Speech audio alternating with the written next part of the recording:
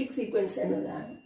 ഒരു നമ്പറിൽ നിന്ന് തുടങ്ങി ഒരേ നമ്പർ ആഡ് ചെയ്ത് പോകുന്ന, ഒരു നമ്പറിൽ നിന്ന് തുടങ്ങി ഒരേ നമ്പർ ആഡ് ചെയ്തു പോകുന്ന സീക്വൻസിനെയാണ് നമ്മൾ അരിത്തമെറ്റിക് സീക്വൻസ് എന്ന് പറയുന്നത്.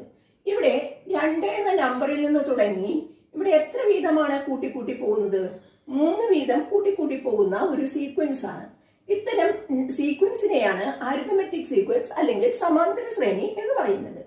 ഇനി ഏത് നമ്പറാണ് ഇവിടെ കൂട്ടിക്കൂട്ടി പോകുന്നത്? ഇവിടെ കൂടി പോകുന്നത് 3 എന്ന നമ്പറാണ്. ആ 3 എന്ന നമ്പർ 2നോട് 3 കൂട്ടിയാലാണ് 5 കിട്ടുക, 5നോട് അതേ 3 കൂട്ടിയാൽ 8 കിട്ടും, അങ്ങനെ പോകുന്നു അല്ലെ. ഈ 3 കിട്ടാൻ മറ്റൊരു മാർഗം കൂടിയുണ്ട്. ഒരു നമ്പറിൽ നിന്ന് ഒരു ടേം, ആ ഇതിലെ നമ്പറുകളെയാണ് നമ്മൾ പദങ്ങൾ അല്ലെങ്കിൽ ടേംസ് എന്ന് പറയുന്നത്. അപ്പോൾ ഒരു പദത്തിൽ നിന്ന് തൊട്ടു മുമ്പത്തെ പദം കുറച്ചാൽ എന്ത് കിട്ടും? 5 - 2. അതും ഇതേ നമ്പർ തന്നെയല്ലേ? കൂടി പോകുന്ന അതേ നമ്പർ തന്നെയല്ലേ? അതുപോലെ 8 - 5 3 തന്നെയാണ്. 11 - 8 3 തന്നെയാണ്. ഈ സീക്വൻസിന്റെ, ഈ ശ്രേണിയുടെ ഏതൊരു പൊസിഷനിലുള്ള ടേമിൽ നിന്നും തൊട്ടു മുമ്പിലുള്ള ടേം കുറച്ചാൽ 3 കിട്ടും എന്നർത്ഥം.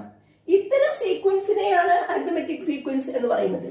കോമൺ ആയി കിട്ടുന്ന ഈ ഡിഫറൻസ്, വ്യത്യാസത്തെയാണ് നമ്മൾ പൊതുവ്യത്യാസം അല്ലെങ്കിൽ കോമൺ ഡിഫറൻസ് എന്ന് പറയുന്നത്. അതിനെ ഡി കൊണ്ട് ഡിനോട്ട് ചെയ്യാം നമുക്ക്. അതായത് ഡി എന്ന് പറയുന്നത് കോമൺ ഡിഫറൻസ് ആണ്, കോമൺ ആണ്, കോമൺ ഡിഫറൻസ് ആണ്. ക്ലിയർ? പൊതുവ്യത്യാസം എന്ന് മലയാളത്തിൽ പറയും. അങ്ങനെയാണെങ്കിൽ ഇവിടെ ഈ അരിത്തമെറ്റിക് സീക്വൻസിന്റെ കോമൺ ഡിഫറൻസ് എത്രയാണ്? 3 ആണ് എന്ന് കിട്ടും.